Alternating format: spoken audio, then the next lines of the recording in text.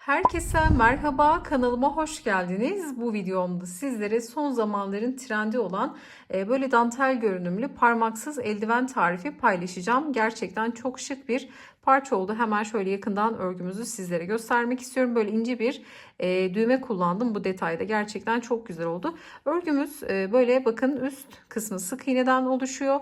Bu dantel kısmı ise trabzan ve zincirlerden oluşuyor. İnanılmaz keyifli bir yapım var. O kadar kolay ki bunu örgüye yeni başlayan biri de eminim ki çok rahatlıkla yapabilir. Hemen şöyle arka tarafına da bakalım. Gerçekten çok güzel oldu. Özellikle böyle kaşe kabanlarla filan ya da giysilerinizin, gömleklerinizin yani üzerine de kullanabileceğiniz güzel bir parça oldu. Umarım sizler de beğenir ve denersiniz. Gerçekten çok pratik bir yapım var. Bir günde birden fazla örüp hazırlayabilirsiniz. Çok çabuk bitiyor. Bütün detayları da videoda içerisinde sizlerle paylaşmaya çalıştım. Umarım faydalı bir içerik olur. Detaylı tarifimize geçmeden önce de sizlerden küçük de bir ricada bulunmak istiyorum. Kanalımıza ücretsiz abone olabilir, videoyu beğenir ve yorumlarınızı eksik etmezseniz gerçekten çok mutlu olurum. Tarifimize geçelim. Örgüm için kullanmış olduğum malzemelerimi Aksa Örgü Butik'ten aldım. Sizin için de iletişim bilgilerini videonun açıklama kısmına eklerim. Oradan ulaşabilirsiniz. Bu çalışma için koton bir iplik tercih ettim. Sizler ipin içeriği hiç fark etmez, inceliği, kalınlığı hiç fark etmez. Dilediğiniz iplerle bu çalışmayı yapabilirsiniz. Hatta kışa uygun daha böyle muher, angora tarzı iplerle de bu çalışma çok güzel olacaktır. O tarz iplerle de yapabilirsiniz.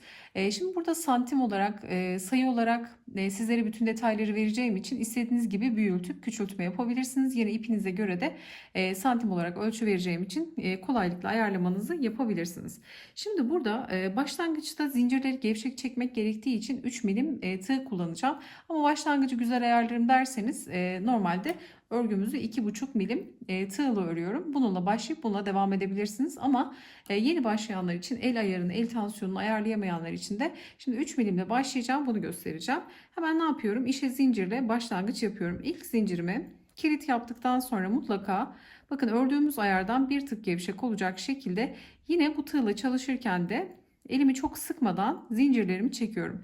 Şimdi toplamda 41 tane zincir çekerek başlıyoruz. Burada toplamda 41 tane zincirimi çektikten sonra bu 3 milim olan tığımı kenara alıyorum. Bunun artık bir işim kalmadı. Şimdi 2,5 milim tığla devam edeceğim. Ama dediğim gibi sizler tığ değiştirmeden de elinizi gevşek tutup zincirlerinizi çekebilirsiniz. Şimdi burada zincirimizin düz kısmını değil ters kısmını çeviriyorum. Şu arkada bulunan kesik çizgileri kullanacağız. Yani tek çizgilere batacağız. Bakın tek olan ipliğe batacağız.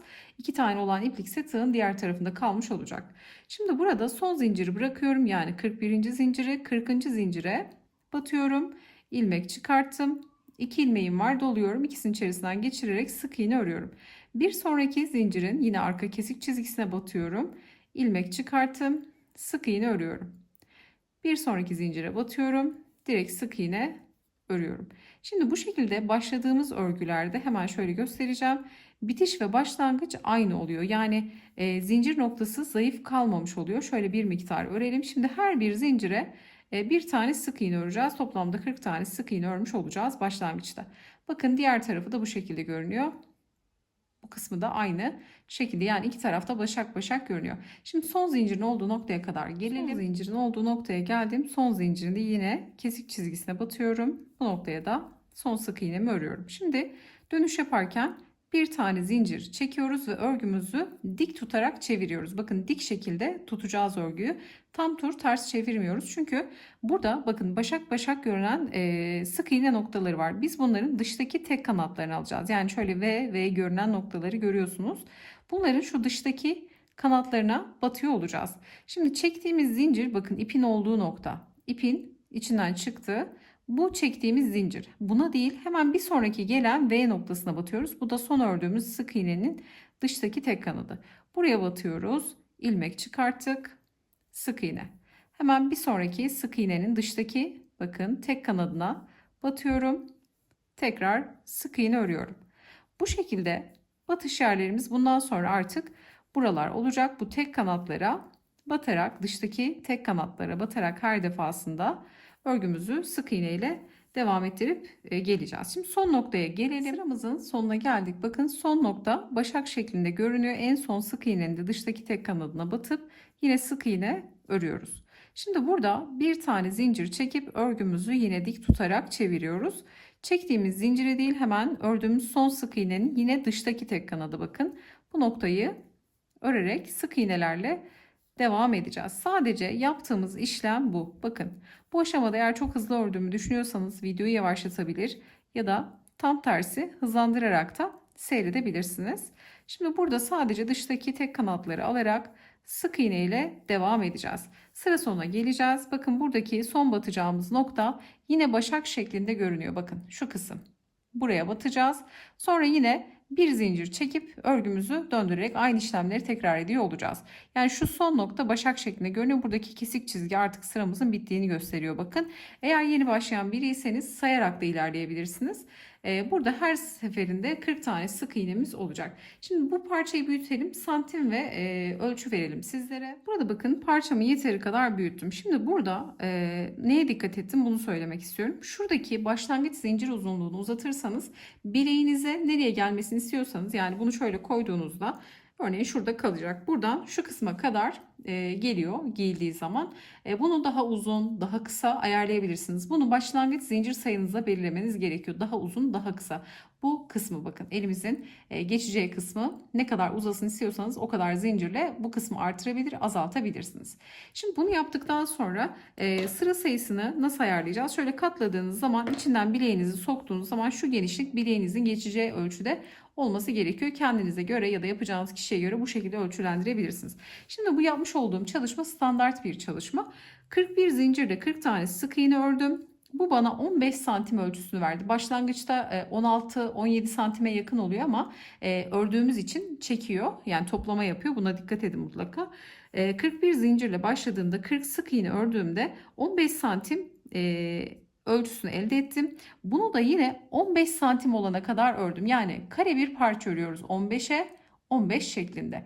Şimdi bunu ben ikisinin eşit olması için hem santimlere dikkat ettim hem de bakın ne yapıyorum, basit bir sayma yöntemi var. Şimdi bizim bitiş ve başlangıç kenarımız bakın düz kısmı burası, etek ucundan anlıyorum. Burası birinci sıra sık iğnemi ördüm, düz nokta. İp sağ tarafta ve hemen örgüyü şöyle tutuyorum. Şuradaki ilk diş, bakın 1, 2, 3, 4, şu diş kısımları sayıyorum. Şöyle tığla da gösterelim daha net olsun. Bakın şu noktaları sayıyorum. 1, 2, 3, 4, 5, 6, 7, 8, 9, 10, 11, 12, 13, 14, 15, 16, 17, 18, 19, 20, 21, 22 tane olana kadar ördüm. Bunu 22 diş olana kadar ördüm. Yine bakın burada bitiş yapıyoruz. Şimdi bunu bir bütün haline getireceğiz. Yırtmaç kısmını bırakacağız. Yine bakın aynı tığla devam ediyoruz. Burada hemen şöyle son sık iğneye de batalım. Ne demiştim? Bakın son başak şeklinde görünüyor sık iğnemiz. Hemen bunun dıştaki tek kanadına batıp son sık iğneyi de örüyorum. Şimdi burada bir tane zincir çekiyorum. Örgümü şöyle çeviriyorum. Şimdi bu aşamada bakın, son ördüğüm zincirli noktayı bırakıyorum. Son ördüğüm sık iğnenin içteki kanadına batıyorum bu kez. İçteki kanada battım. Diğer ucu getirdim. Bakın buradan birleştireceğiz. Şu kısa ip yukarı kısımda kalacak. Şimdi burada da bakın kilit zinciri görünüyor ve başladığımız zincirli nokta. Kilit zincirinden sonraki zincirli nokta. Bu zincirin de dış kanadına batıyorum. Birinin iç kanadına, birinin dış kanadına batıyorum. Şimdi burada ip alttan gelecek. Bunu da şöyle dikkat edelim. İpi şöyle alt tarafa alalım. Şimdi bakın bir zincirle burada dönüş yaptık. Son ördüğüm sık iğnenin iç kanadına batıyorum. Bunu etamin iğnesiyle de birleştirebilirsiniz. Tığla da birleştirebilirsiniz. Hangisi kolayınıza geliyorsa. Ben hiç bu ip kopartmadan tığla birleştirmek bana daha kolay geldi. Şimdi buradaki sık iğnenin iç kanadına battım. Buradaki zincirin de dıştaki tek kanadına batıyorum. Batış yaptığım yerlerden ilmeği çıkartıyorum ve bekleyen ilmeğin içinden geçiriyorum. Şimdi bir sonraki noktada daha rahat anlayacağız. Şimdi görelim. Şöyle ip içeride yürüyecek. Şimdi bir sonraki bakın sık iğne noktasına batıyorum. İç kanadına batıyorum. İçteki tek kanada batıyorum. Zincirli noktanın da dıştaki tek kanadına batıyorum. Bakın şuradaki ilmek bekliyor. Burada 3 ilmek oluşuyor. İlk baştaki ilmek bekleyen ilmeğimiz. 2 ilmek de burada batış yaptığımız yerler. İpi tığa doluyorum. Bakın batış yaptığım yerlerden ilmeği çıkartıp bekleyen ilmeğin içinden geçiriyorum. Bu şekilde kaydırma yöntemi dediğimiz yöntemle örgümüzü birleştireceğiz. Sizler daha farklı teknikler de biliyorsanız, hangi yöntem size kolay geliyorsa onları da uygulayabilirsiniz. Burada önemli olan düzgün bir birleştirme yapmak. Çok da sıkı sıkı yapmayalım ki örgü kasmasın. Aşırı da gevşek güzel durmaz. Örgünün ayarında yapmaya dikkat edelim. Bakın ip içeride yürüyor ve bu şekilde birleştirmemizi yapıyoruz. Şu kısa ipi de sonradan gizleyeceğiz. Şimdi birleştirmeyi yapacağız. 12 tane sık iğne kalana kadar. Şimdi burada 12 tane sık iğne bırakacağız. Burada da yine karşılıklı 12 tane sık iğne denk gelecek. 12 tane ilmek bırakmış olacağız. Şimdi burada birleştirelim. 12 ilmekten sonra nasıl bitiriyoruz bunu göstereceğim. Şimdi son noktaya geldim. Bakın hep aynı yönde batışlar yaparak burada birleştirmemizi tamamladık. Son noktaya da battıktan sonra şöyle bir tane zincir çekiyorum. İpimi yaklaşık bir 5 santim kadar kesip direkt ilmeğimden çıkartıyorum ve burayı şöyle kilit yapıyorum. Kilit yaptıktan sonra içeride ipimizi hemen şöyle gizleyelim. Şöyle uygun boşluklara batarak etamin iğnesiyle de gizleyebilirsiniz. Öyle işiniz daha kolay olur. Bir iğne yardımıyla da gizlenebilir. Şimdi ipi içeri aldık. Bakın birleştirmeyi bu şekilde tamamladık. Burada da 12 tane sık iğne kaldı. Bakın 2, 4, 6, 8, 10, 12. Burada da yine 12 tane sık iğne kalıyor karşılıklı. Şimdi yırtmaç kısmının şöyle ölçüsünü de söylemek istiyorum. Tabii ne kadar bırakmak istiyorsanız o kadar da bırakabilirsiniz. Şimdi artık bu renkte bir işimiz kalmadı. İpimi kenara alıyorum. Hemen şöyle yırtmaç kısmında kaç santim bırakmışız? Bir 5 santim, bakın 5 santim yırtmaç bizim için yeterli oldu. Zaten şu kısmı da söylemiştim. 15'e 15 santim ölçüsünde bir ölçü elde ettik. Şimdi burada bakın düz yüzümüz burası. Düz yüzünden birleştirdik. Birleştirmeyi de şöyle görelim. Oldukça muntazam, temiz bir görüntü oluşuyor. Şimdi burada düz yüzü burası, ters yüzü burası. Hemen burayı katlıyorum bakın. Ama burada en önemli nokta ne? Birini böyle uzun, birini kısa katlarsanız örgünüz yamuk olur. Mutlaka eşit uzunlukta katlamamız gerekiyor. Şöyle yapalım. Ön kısımdan bunu şöyle bakın. Burayı katladıktan sonra arkayı çeviriyorum. Yine arkayı da aynı şekilde. Dengesiz olmasın.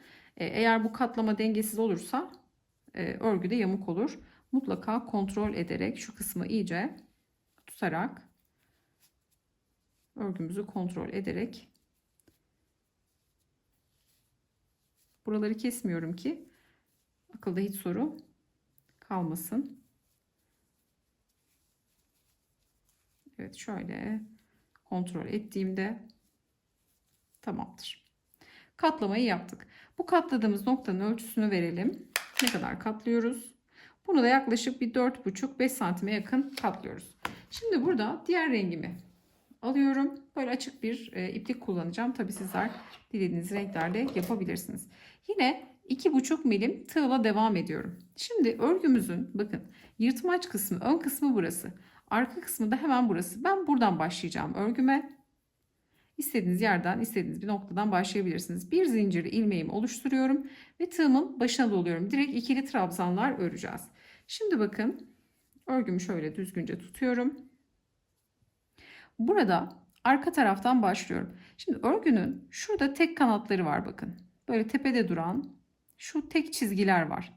Bu tek çizgiye batacağız ki ördüğümüzde ipin rengi dışarıdan belli olmasın, içeride kalsın diye. Hemen şöyle yırtmacın olduğu noktadan bakın ortadan bunun hemen arkasına denk gelen yerden şu tek kanadı alıyorum.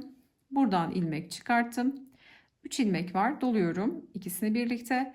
Tekrar doladım. İkisini birlikte örerek bir tane trabzanla başlıyorum. Arada 2 zincir çekiyorum. Tığıma doluyorum. Hemen bir sonraki bakın böyle diş diş görünen noktalardan alacağım. Bakın şu kısımlardan. Bu noktalardan birer ilmek alacağım bakın. Dışarıdan belli olmaması için ipimizin. Şuradaki tek çizgiye batıyorum. Ve hemen buradan ilmek çıkarıp ikili trabzan örüyorum. 2 zincir tığıma doluyorum. Bir sonraki bakın şöyle tek çizgili olan yeri tutuyorum. Tek ipi. Buradan ilmek çıkarıyorum. 3 ilmek var. Doluyorum 2. Tekrar doladım. 2 şeklinde çekerek ikili trabzan örüyorum. 1, 2 zincir. Tığıma doladım. Hemen bir sonraki noktaya batıyorum. Ve tekrar ikili trabzan. Şimdi bu şekilde yuvalar oluşturacağız. Ben de toplamda 22 tane kutu oluştu. Bakın böyle kutucuklar oluştu. Diğerinde 22 taneydi. Şimdi aynı sayıda yaptığım için aynı şekilde yine 22 tane kutuyu elde etmiş olacağım. Kutucuklarınızda çift sayı elde etmeniz gerekiyor. Eksik kalırsa arkada hemen şurada eksik kaldı diyelim, aynı noktaya ya da şu araya bir yere ekstradan bir batış yapabilirsiniz. Bu içeride kalacağı için bu kutucuklar hiç önemli değil. Şu arkada gizli bir artırma yapabilirsiniz. 2 zincir çekiyorum hemen ve şöyle örgünün tek kanadına bakın, her bir diş duran noktaya batıyorum. Örgüyü elinize aldığınız zaman sizler de nereye batacağınızı zaten çok rahat göreceksiniz. Bakın şöyle dişli kısımlara batıyorum. Bakın her bir diş sütun görünen noktaların şöyle tepelerine batıyorum. 2 zincir. Şimdi bu kısımda hemen şöyle şu noktaya batacağım. Tekrar 2 zincir. Birleştirdiğimiz noktaya geçiyorum. Hemen şu ara, bakın gelen diğer sütunun olduğu çizgiye batıp aynen devam ediyorum. 2 zincir. Buradaki noktaya batıp şimdi yapmış olduğumuz gibi sıra sonuna kadar gelelim. Toplamda dediğim gibi 22 tane kutu elde etmiş olmamız gerekiyor. Şu ana kadar bakın 21 kutu oldu. Şimdi bitişle beraber 22 tane kutu elde etmiş oluyoruz. Bitirirken de 2 zincir çekiyorum. Bakın artık batacağım bir nokta kalmadı. Bütün böyle sütun görünen noktaların, yani diş olan noktaların tepelerine battık. Şimdi 2 zincirden sonra hemen ördüğümüz ilk trabzanın tepesine batıyorum. Buradan ilmek çıkardım. Bekleyen ilmeğimden kaydırdım. Sonra 2 zincirlik boşluğuma geliyorum. Buradan ilmek çıkarıp tekrar bir kaydırma yapıyorum. Şimdi 3 zincirle yukarı çıkıyorum. Tığımın başına doladım. Şimdi bu boşluğa bir tane ikili trabzan örüyorum. 2 zincirlik kutu içerisindeyim. Bir tane ikili trabzan ördüm. 2 zincir tığıma doluyorum. Tekrar aynı boşluğa gelip 2 tane daha ikili trabzan örüyorum. 1 ve 2. Bakın burada 3 zinciri bir trabzan kabul ettik. 3 zincir, bir trabzan, 2 zincir, tekrar 2 tane trabzan ördük aynı kutu içerisine. Geçişte zincir vesaire yok. Tığımıza doluyoruz. Bir tane kutu atlıyoruz. Bakın bu kutuya dokunmuyoruz. Bir sonraki kutucuğa, yani 2 zincirlik boşluğa batarak hemen 2 tane ikili trabzan, 2 zincir, tekrar 2 tane ikili trabzan örüyoruz. Bakın bu şekilde yuvalarımızı, yerlerimizi oluşturuyoruz. Tığıma doluyorum. Şimdi bir kutu atladım. Bir diğer kutuya batarak 2 tane ikili trabzan, 2 zincir, 2 tane ikili trabzan. Şimdi tamamını bakın bu şekilde öreceğiz. Ve sıra sonuna kadar geliyoruz. Bakın sıra sonuna geldik. 2 trabzan, 2 zincir, 2 trabzan ördükten sonra sonunda bir tane boş kutu kalıyor. Diğer noktalarda olduğu gibi, yani sıra eşitlenmiş oluyor. Şimdi geldim. 3 zincire hiç dokunmuyorum. İlk trabzanın tepesine battım. İlmek çıkarttım ve bekleyen ilmeğimden kaydırdım. Şimdi 2 zincirlik boşluğa geliyorum. Tekrar batıp tekrar bir kaydırmayla 2 zincire kadar geliyorum. Şimdi 3 zincirle yine yukarı çıkıyorum. Yine 3 zinciri bir trabzan kabul edeceğiz. Şimdi geliyorum 2 zincire, bir ikili trabzan daha örüyorum. Şimdi burada zincirimi 2 değil 3 çekeceğim. 1, 2, 3. Tığıma doluyorum. Aynı boşluğa gelip 2 tane ikili trabzan örüyorum. 1 ve 2. Tığıma doladım. Bir sonraki bakın trabzanlar arasında kalan 2 zincirlik boşluğa geliyorum. 2 tane ikili trabzan, 3 zincir, 1 2 3, tekrar aynı boşluğa 2 tane ikili trabzan örüyoruz. Buna su taşı örneği de diyoruz. Bakın bu örnek böyle üst üste gelecek. Şimdi 2 zincir olan noktamız 3'e çıktı. 2 trabzan, 3 zincir, 2 trabzan ve hep biz burada artık 2 zincirlik boşluklara çalışacağız. Şimdi bu şekilde bakın göstermiş olduğum gibi sıra sonuna kadar gelelim. Sonuna geldik. Bakın örgümüz yavaş yavaş açılmaya başladı. Burada böyle dalgalı güzel bir güpür görüntüsü elde edeceğiz. Şimdi son 2 trabzanı da ördüm 2 zincirlik boşluğun içerisine. Şimdi 3 zincire hiç dokunmuyorum. İlk trabzanın tepesine direkt batıp ilmek çıkarıp kaydırmayı yapıyoruz. Bu kaydırmada aslında 3 zincirin tepe boşluğunu veriyor bize. Şimdi geldik 3 zincirlik boşluğa batıyorum. Tekrar bir kaydırma yapıyorum. Şimdi tekrar yine 3 zincirle yukarı çıkıyorum. Tığıma doluyorum. Şimdi bu kez trabzan sayısını 3'e çıkaracağız. Bunun için hemen 2 tane trabzan örüyorum. Zincirle beraber 3 tane ikili trabzan olmuş oluyor. Sonra arada yine 3 zincir var. 1, 2, 3. Tığıma doluyorum. Tekrar aynı boşluğa gelip 3 tane ikili trabzan örüyorum. 1, 2, 3. Bakın trabzan sayımız 3'e çıkmış oldu. Tığıma doluyorum. Tekrar bakın gelen 3 zincirlik boşluğa. Buradaki noktaları hiç dokunmuyorum. 3 zincire direkt batıp 3 tane ikili trabzan, 3 zincir, 3 tane ikili trabzan örüyoruz. 1, 2, 3. Tekrar hemen 3 tane trabzanımızı örelim. 1, 2 ve 3. Bakın trabzan sayımız 3'e çıktı. Aralarda da 3 zincir var. Şimdi sıra sonuna kadar gelelim. Sıramızı tamamladık. Son 3 trabzanı ördükten sonra yine aynı bağlantıyı yapıyoruz. Zincire hiç dokunmadan ilk gelen trabzanın tepesine batıp kaydırmayla sırayı birleştirdik. Bir sonraki trabzanın tepesine batıp tekrar bir kaydırma. 3 zincire geldik, battık. Tekrar bir kaydırma yaptık. Yine 3. zincirin içindeyiz. Bakın hep bu zincirin olduğu orta kısımda kalıyoruz ki buradan başlıyoruz. Modeli bu şekilde tamamladık. Şimdi yine 3 zincirle yukarı çıkıyoruz. Tığımıza doladık. Yine 3 tane trabzan, 3 zincir, 3 trabzan sırasını tekrar edeceğiz. Yani bu sırayı tekrar etmiş olacağız. Bir sıra. 3 trabzan bakın zincirle beraber. 3 zincir. Sonra tekrar 3 tane ikili trabzan örüyoruz. 2 ve 3. Yine geçişte zincir vesaire yok. Hemen diğer 3 zincire batıp 3 tane ikili trabzan, 2 zincir, özür dilerim 3 zincir, 3 tane ikili trabzan, 1 2 3. Şimdi bakın 3 trabzan, 3 zincir, 3 trabzan da aynı sırayı tekrar edelim ve sıra sonuna gelip artık son sıramızı yapmaya geçelim. Sıramızı tamamladık. Şimdi yine aynı bitiş ve başlangıcı yapıyoruz. İlk trabzana batıp 3 zincire dokunmadan kaydırmalarımızı yapıyoruz. 3 zincire gelene kadar kaydırmayı yaptık. Şimdi 3 zincirle yukarı çıkıyoruz. Bu kez 4 tane trabzan öreceğiz. Baştaki 3 zincirde bir trabzan kabul ediyoruz. Şimdi 3 tane ikili trabzanı örelim. Zincirle beraber 4 tane trabzan olacak. Şimdi burada 2 zincir çekiyorum. Daha farklı kenar süslemeleri yapabilirsiniz. Ben direkt 4 trabzan, 2 zincir, 4 trabzanla bitişi yapmış oldum. Hemen burada tekrar geliyorum aynı boşluğa. 4 tane ikili trabzan örüyorum. 2 zincirden sonra 3 ve 4. Tığıma doluyorum. Bakın geçişte hiçbir şey yok. 3 zincire direkt batıyorum. Gelen ilk 3 zincire hemen 4 tane ikili trabzan örüyorum. 2, 3, 4, 2 zincir artık burada bitiriyoruz. Bakın tekrar 4 tane ikili trabzan. 1, 2, 3 ve 4. Bakın bu da kenar son sıramız oluyor. 4 trabzan, 2 zincir, 4 trabzan yaparak sıra sonuna kadar gelelim. Bakın sıramızı tamamladık. 4. trabzanı da ördükten sonra burada ipimi yaklaşık şöyle bir 5 santim kadar kesiyorum. Direkt ilmeğimden çıkartıyorum. Sonrasında burada bakın 3 zincirin olduğu noktadan sonra gelen ilk trabzanın tepesine batıyorum. İpi önce önden arka tarafa doğru getiriyorum.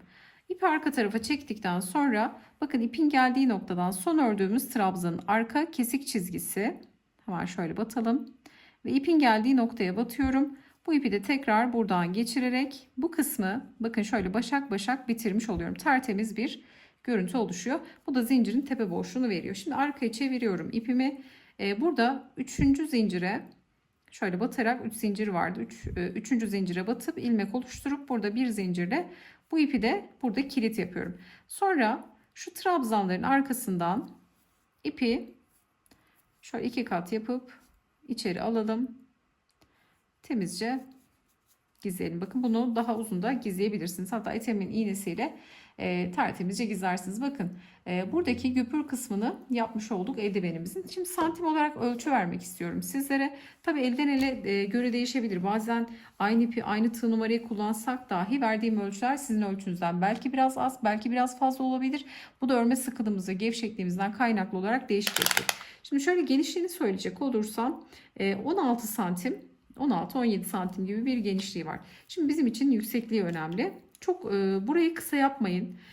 Bu kısa gelirse örneğin ipiniz incedir. Burada şuradaki trabzan sayılarını artırarak ilerleyebilirsiniz. Ben her bakın 2 tane trabzan sırasını 2 sıra yaptım. Üçlü trabzan 2 sıra yaptım.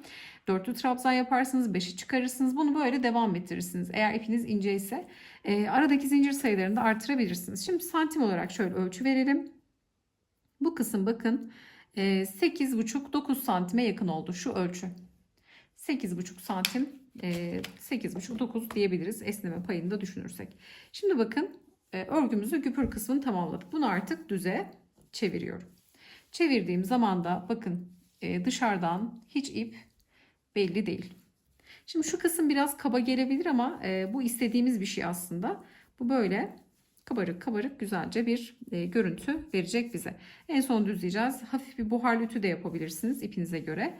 Bakın bu şekilde güpür kısmını tamamladık. Ben burada bir tane böyle inceli düğme kullandım. Bir tane kullandım. Böyle isterseniz bunu 2 yapabilirsiniz, 3 yapabilirsiniz. Fiyonklar koyuyorlar. Onlardan yapabilirsiniz. Yine kendi ipiyle süslemeler de yapabilirsiniz. Şimdi burada şu kısma bir inceli düğme takacağım. Bunu da takarken yine hemen şöyle ipimin ucunu alacağım. Çünkü bu kısmı monte edeceğim bunu. Şöyle ince bir iğne yardımıyla hemen ipimi geçireceğim düğmeme. Şu bir miktar çok değil.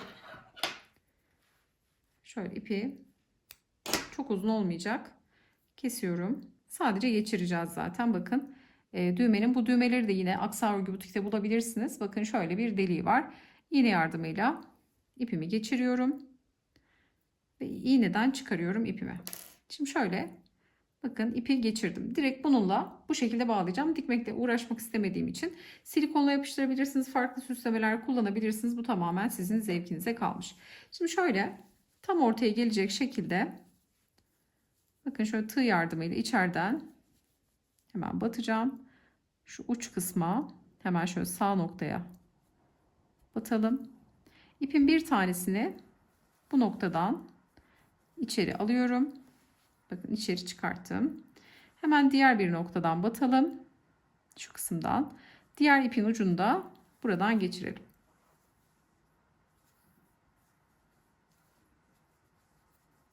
İçeride bakın geçirdim. Oldukça pratik. Yani bu bana pratik geldi. Ben bu şekilde yaptım ama daha farklı yöntemlerle de yapabilirsiniz. İlla ki böyle olmak zorunda değil. Şimdi iki ipin ucunu burada güzelce düğümlüyorum. Şöyle sağlam olsun. Şöyle 1, 2, 3 tane düğüm atalım. İçeride bir miktarda gizleyip kesebiliriz. Şimdi ben şöyle bir iki tane daha atıp direkt keseceğim. Ama sizler daha da sağlam olsun isterseniz ipi yürütüp o şekilde de kesebilirsiniz. Şimdi iplerimi kesiyorum. Bakın inceli düğmeyi de bu şekilde monte etmiş olduk. Şimdi diğer ipi de gizleyerek çalışmamızı tamamlamış oluyoruz. Gerçekten çok güzel bir yani pratik bir örgü oldu. Oldukça da şık bir çalışma oldu. Umarım sizler de beğenir ve denersiniz. Bakın ikisinde diğerini zaten daha önceden örmüştüm. Tarifimiz de bu şekildeydi. Umarım sizler de beğenir ve denersiniz. Hemen bitmiş haldeki ölçüsünü de söyleyelim. Burada kısa kenarı bakın 7 santim oldu. Bu uçtan diğer uca kadar olan ölçüsü de 20 santim ölçüsünde oldu. Gerçekten çok şık bir çalışma oldu. Bunun için ben koton iplik kullandım. 100'er gram yeterli oluyor. Her bir renkten 100 gramlık böyle pamuklu koton ipler yeterli olacaktır. Sizler artan iplerinizi de bu projede rahatlıkla değerlendirebilirsiniz. Yapacak olanlara kolaylıklar diliyorum. Videomuzu beğenmeyi, yorum bırakmayı, kanalımıza abone olmayı unutmayın. Bir sonraki videoda görüşünceye dek hoşça kalın.